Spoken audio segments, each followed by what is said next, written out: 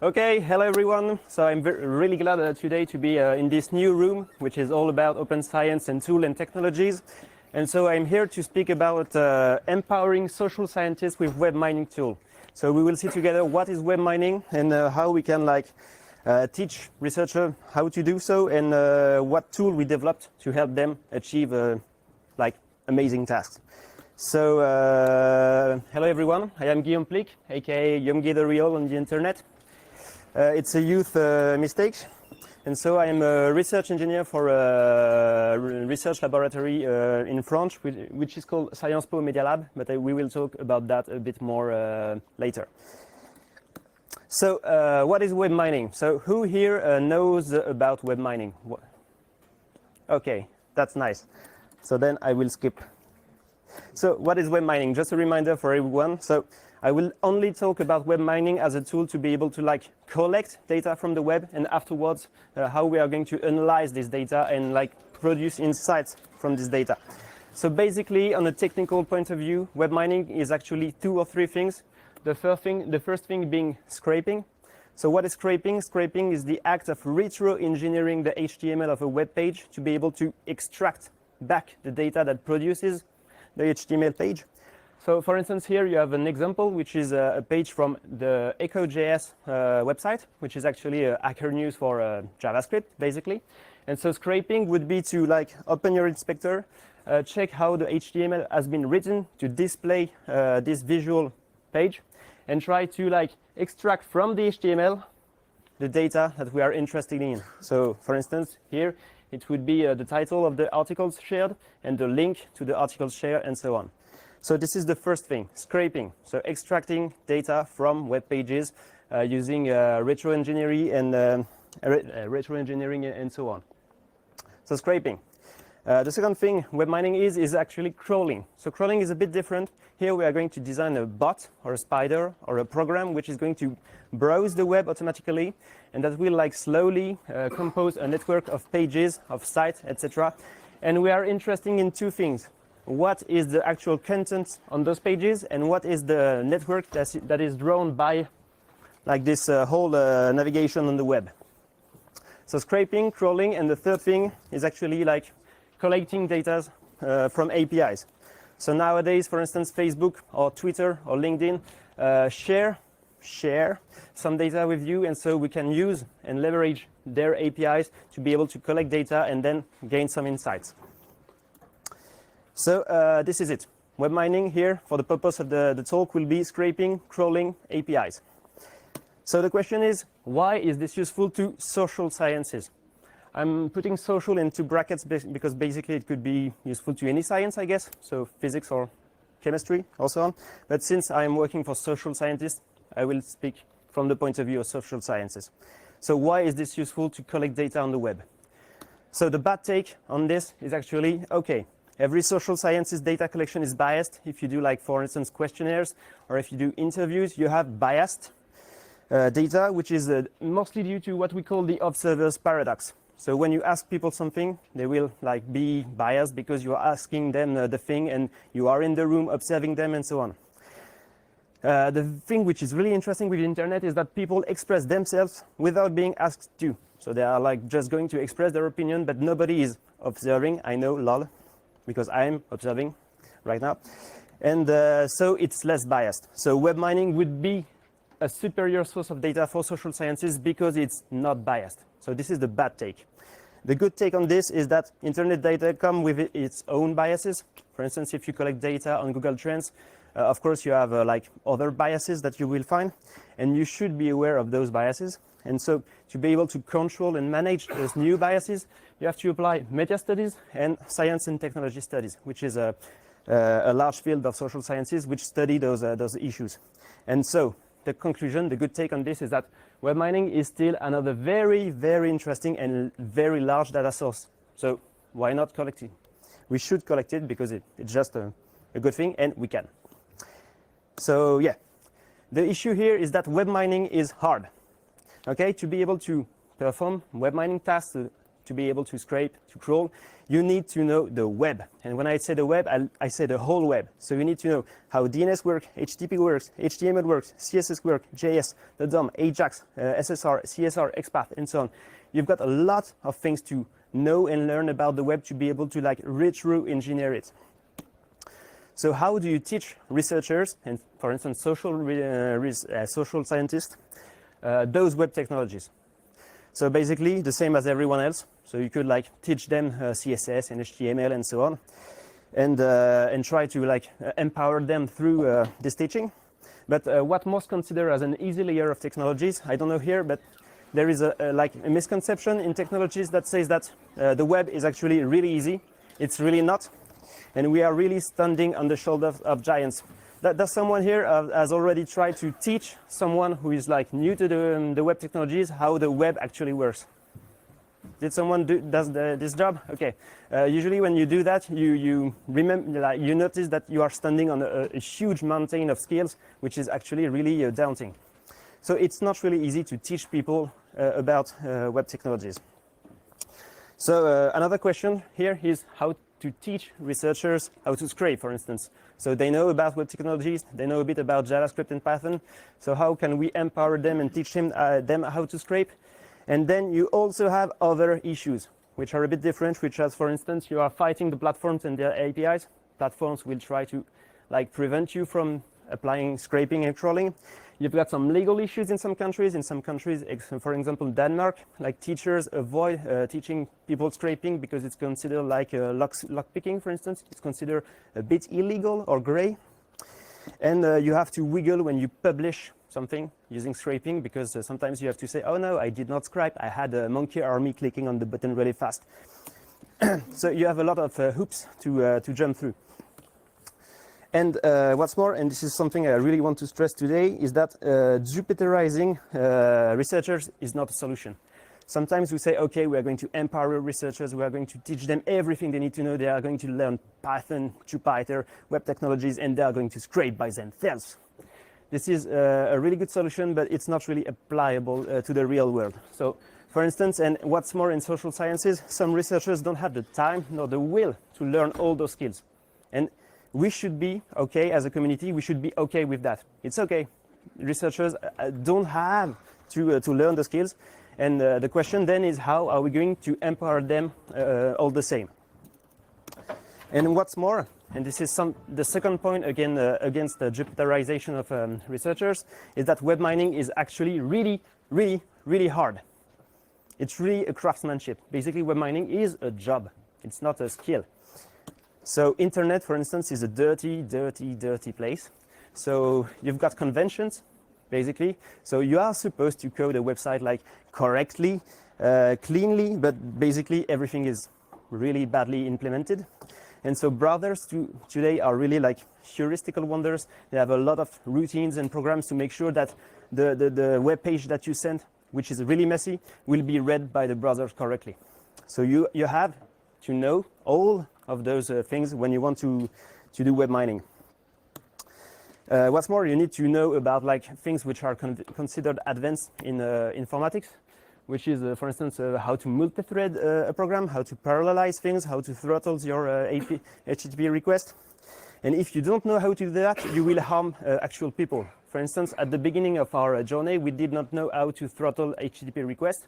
So we basically cut all our university's access to Google, which is a bit problematic. Not too much. And you need to know all about those kind of stuff which are really complicated if you want to be able to actually perform web mining. You need to know a lot of skills. So what I mean here is that it really is a craftsmanship. It really is a job. And you can't expect people to be researchers and web miners. So the question then is, how are we going to empower researchers all the same? And the answer here is by designing tools suited to their research question. So we need to have designers. Who is a designer in this room? Him. Yeah. So we need more designers. And so how did we do that? So I work for a laboratory which is called Sciences Po Media Lab, and the seminal idea of the lab was to like gather three kind of people. So social science researchers, designers, such as this guy, and engineers, such as me. And so we are going to like mix those people, and we are going to design tools which are suited to the researchers' questions and work. This is basically it.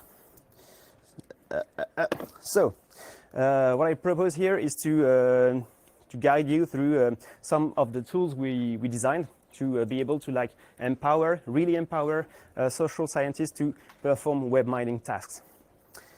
And so the first one we did was called R2.js. So it's a bad pun on R2D2. And the idea here is was beginning from the following thing.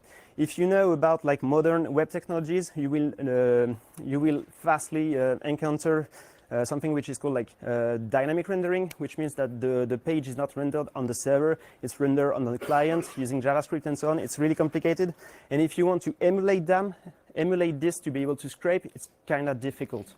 So the idea was to actually parasite the web browser to perform some web mining tasks. But I know it's a bit abstract, so I'm going to try a small demo time. So everything will break now. This is how it works.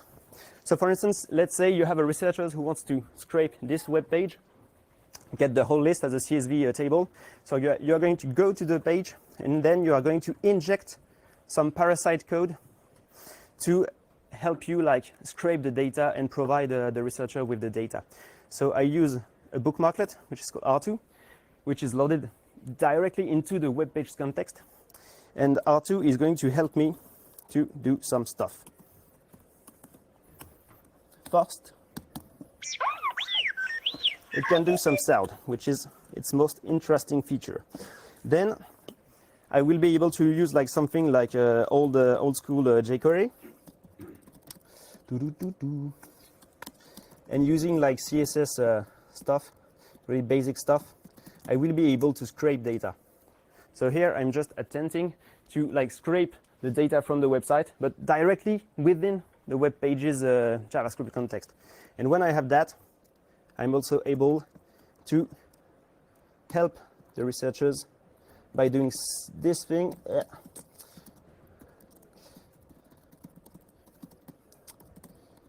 Yes, it doesn't work because I didn't. No. Oh no. Sorry. It's a bad live coding situation. Yeah.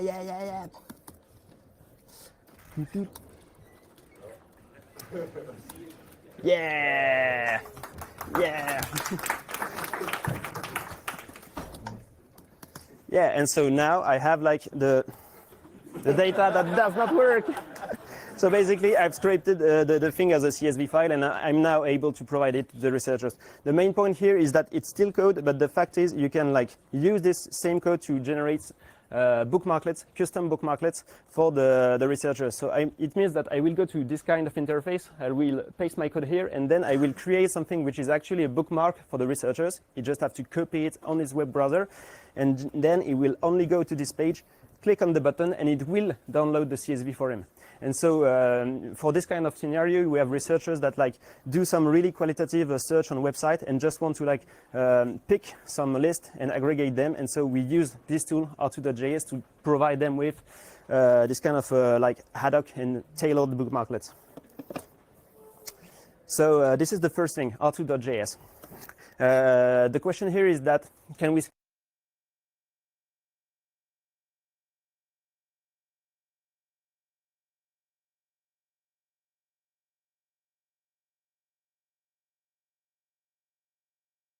is a bit more hefty. So we created something which is called now Minet. And what is the goal of Minet? So the goal of Minet is actually to provide you with some command line tools which is going to like handle all the pesky details of web mining for you. So basically all the things which are in bold are the thing on which you are going to focus and actually work. All the thing which is around is the thing I handle for you, so you don't have to. So multi-threading, multi-processing, and so on, I will do that for you. You just focus on the fact which is I want to get, for instance, 1 million page from the web and then extract the actual content and data for it. Do we have time for a demo? No, maybe so. So basically, Mainnet is a CLI tool. It's a Unix tool which like comply to the Unix philosophy. So it does one thing, only one thing well, and this thing is web mining, which is a big, hefty thing, but it does it well. And you can like pipe commands and so on, and it looks like that, for instance. So basically, you are going to use the command line tool to be able to, for instance, fetch a lot of pages from the web, then scrape massively and in a parallelized fashion from a lot of web pages. You could also extract raw content from articles, so you can do like NLP stuff on it afterwards and so on. So it's a really it's a Swiss Army knife for web mining, which is scalable and which is lo-fi. It doesn't run on any database. It works on CSV file. It pipes to the STD out and on the pipes, and it's really like, yeah, lo-fi. And what's more, the thing which is really important for us and which is like true for R2 and Mainnet is that it relocalizes data collection on the researchers' computers themselves. Sometimes you need a server, but sometimes you don't. And it's important for the researchers to be able to like control his or her data by being able to do this stuff on his or her computer, so they are like really in control. And basically in social sciences we rarely do what we call like big data, TEM. We don't do this stuff. Everything stands and is able to fit in a single computer. And what's more, if you really want to do some Jupyter stuff, and that's all right, you have a programmatic API which hides all the complexity for you. So if you want to do something like, okay, I want to fetch 1 million pages from the internet and I want to do it right, you can just do a simple for loop and you will have all this stuff handled for you. And so then we have seen like how to enable researchers to scrape, to collect data from APIs. And so the question is, what's the next step? Can we design something which is a bit more ambitious, something which is more like a GUI? And we actually can. So for instance, in the lab, we are developing a tool which is called Hive, which is a web crawler, which has a dedicated interface which enables researchers to like crawl the web, crawl a subset of the web, and be able like to make sense of it without having any kind of technical knowledge. So how do we enable researchers to crawl the web? Using this tool, so Hive. It looks like that, for instance. So you have an interface. Everything is like you push button and you input things using the keyboard. You don't have to know how to code. You don't have to know how to program, and you are still able to like crawl millions of web pages and be able to like construct, build a corpus, which is a subset of the web on which you are actually working on. And so finally, we use this design. We use designers, actual designers, to be able to serve a robust methodology, which has been proven to work on many like sociological works. And we designed the tool to be able to represent this kind of methodology. And what's more, I just want to emphasize last time that it's really non-trivial. Some people have already tried to like build a crawler and crawl the web using a spider here, to build and program the spider. Is this really easy? No. So you have to make some things, and like for instance on this particular interface we had to like build our own indexing database to be able to like index multi-layered graph, and we have a talk which was given here like 2 years ago if you want to check, and it was yeah, it's called the traf. Basically that's the job.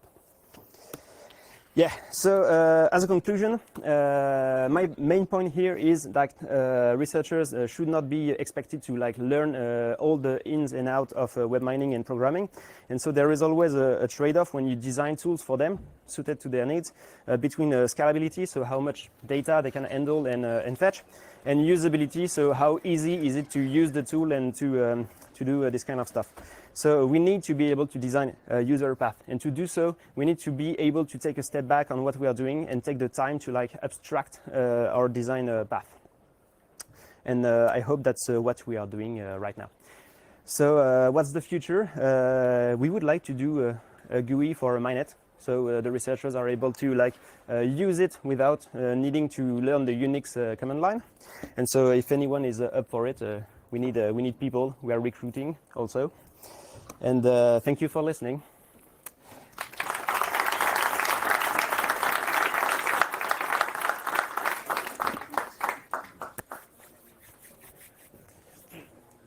Questions? Yes? You mentioned the kind of legal status of Yeah. mining in some countries. How do you deal with the robots that takes you? With what? Respect that? The robot.txt? I will say to you officially that I do, but I do not. No, basically, it's for us. It's not an ethical question. It's more of a technical question because it's really heavy for us to like fetch the thing, and we don't know how to do that very well, so we don't. But we could do it. Yes, we use Scrapey on Hive, for instance. So but I think the version we use does not respect the robots.txt. Yes. So a while back I built my own live scraping framework, and then I came across Scraper, which Yeah. is an instance-based learning algorithm where you can give an example of the data with a schema, and then you train your scraper and extract it from the data. Yeah. Have you tried? Yeah. We try to use those tools with researchers a lot. So those are basically tools that scrape automatically by learning what you are trying to extract. It did not work very well. We also tried to design our own tools, but failed miserably, basically. And it's something we are still interested in, but we haven't found the thing which really works yet with our researchers. Yes. Can you say something about the kind of questions that the social researchers were attacking with these tools? Yeah, sure. For instance, right now we are working. What? Repeat the question. Yeah. So the question is there an example of like actual research project or a question we are actually using web mining for? And so currently we are working on a project which aims at studying how people in France share and read medias. And so we are using web mining in multiple of fashions. For instance, we collect all the articles, text from 400 medias. We collect all the tweets mentioning those URLs. We collect all the Facebook posts mentioning those URLs, and many more. So YouTube videos from those media outlets and so on. So we collect a really large amount of data to be able to see whether like medias polarize around political questions or not, etc. Yes.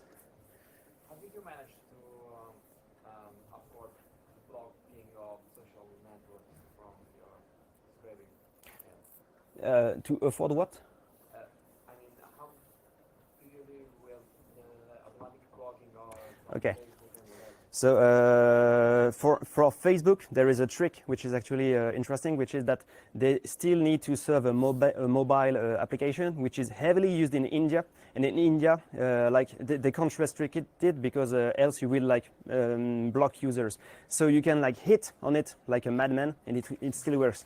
It's not really it's a good option, but the fact is they won't serve you like actual data. Sometimes you have like relative dates, and you need to parse those relative dates to be able to find things. But it's usually a good solution to be able to scrape massively Facebook, for instance. So we found workarounds, and if we don't find workarounds, we use like proxy meshes, which are able to like hit from multiple angles fastly. Which introduces me to the second question. Does MyNet support proxy? Not yet. It will soon, because we need to. But if you want, you can help us. Any other question? Will be good. Thank you. Thanks.